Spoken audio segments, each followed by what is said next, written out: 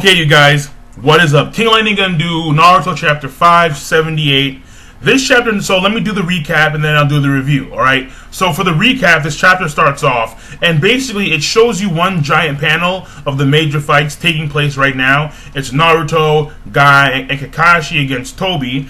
It's the 5 Kages against Edo Tensei Madara, and then it's Sasuke and Itachi against Kabuto. Now this picture clearly foreshadows the teaming up of Itachi and Sasuke. So at the beginning of the chapter, you already know that Sasuke and Itachi are going to team up because they're clearly facing against Kabuto.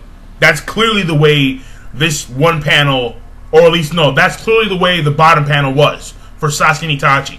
So a little foreshadowing right there of the actual chapter itself. And then we get to the actual chapter where Sasuke and Itachi start talking to Kabuto about what's going on. It was pretty funny because Sasuke's like, what's going on? Kabuto's like, do you want to recap? Itachi's like, yeah, you do that while I prepare for combat so we can get rid of this Edo Tensei. And then Kabuto responds, well, you know what?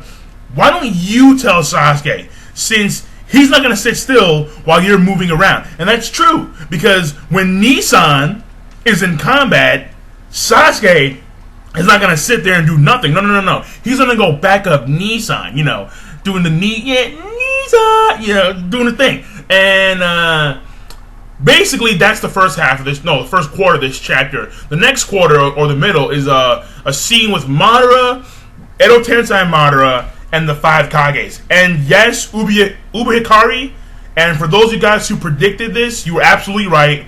I mean, I was hoping maybe Kishimoto would have said, fuck it, kill the bitch, but it was like, no. It was like, nah. And I was like, fuck. Like, the moment she punched the Susanoo Pike, I was like, fuck. Because, I mean, like, it should have been obvious because she has the creation rebirth technique. I was hoping that because the damage was so great that she wouldn't be able to recover from it, but I guess it was like, fuck. So, hopefully at the end, when the technique is over, she's gonna die because her cells divided too many times, and thus her lifespan was shrunk to a considerable amount, and thus she dies. Hopefully. But, that being said, what happens is pretty cool with Tsunade. Yeah, shocking, because it's Tsunade. And Tsunade plus cool equals impossible. But I guess in this case, I guess it worked out.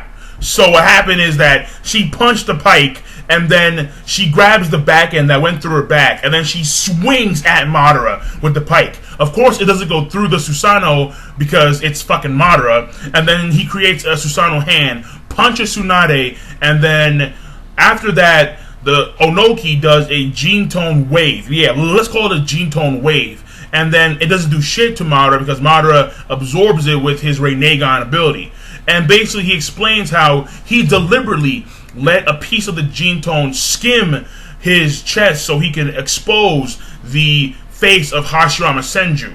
He deliberately allowed the gene tone to hit him. And then they go on about how Madara was maybe in trouble at some point because he had to use a Motone clone in order to avoid Tsunade's punch. Even though Madara specifically stated that the only way you guys can kill me, or the only way that you guys can beat me, is to knock me down and seal me. However, he does mention that it is 5-on-1. Mizukage responds with the, well, duh, you're fucking Madara. No shit, it's gonna be 5-on-1. And then Madara's like, no. I mean, 5-on-1 is a good number for a game. Then he does the Motone clones. I was like, here we go. Because when I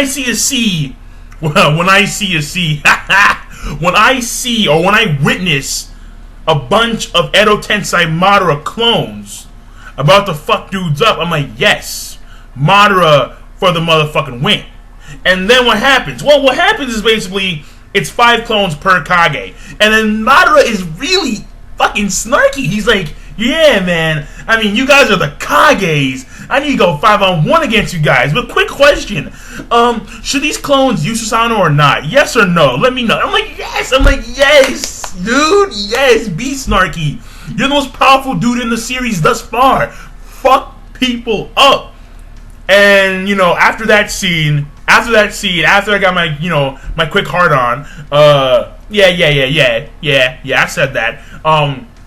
They go back to the whole entire Sasuke and Itachi scene, and basically what happens is that Sasuke decides to team up with Itachi, which is obviously known because of the first panel, which foreshadowed that joining of Sasuke and Itachi. And then Itachi lets Sasuke know that, look, we can't let we can't kill Kabuto because the Edo Tensei is not going to go away, because if he's dead, if he's dead, the Edo Tensei will not go away.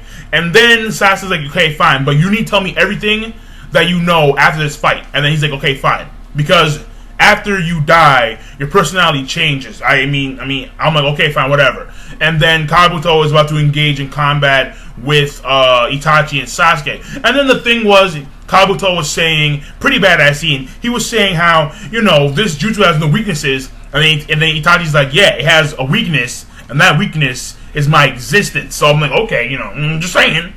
Actually, technically, well, that's the recap.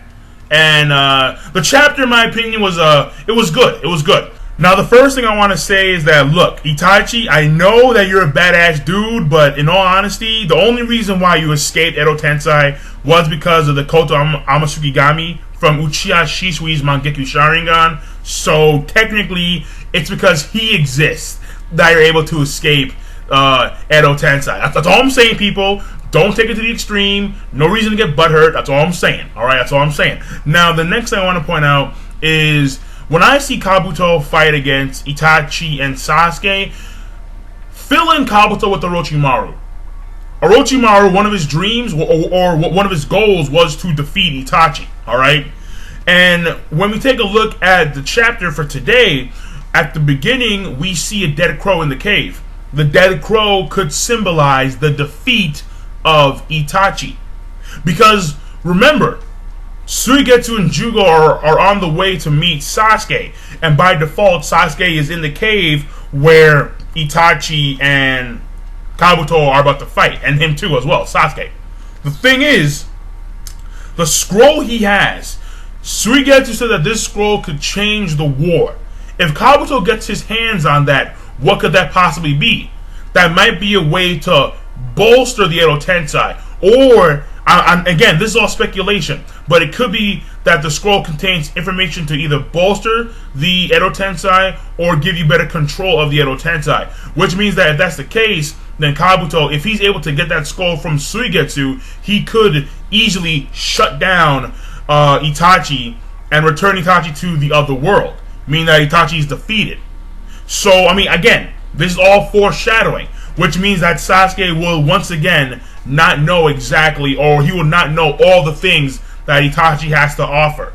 Again, this is all speculation. I'm just throwing it out there. It is a possibility, alright? But because Kishimoto is so fond of using symbolism within the series of Naruto, when I see Dead Crow in the cave, that has to register in my mind. Alright, I need to take that into account. Like, yo, something may happen to Itachi within the next few chapters.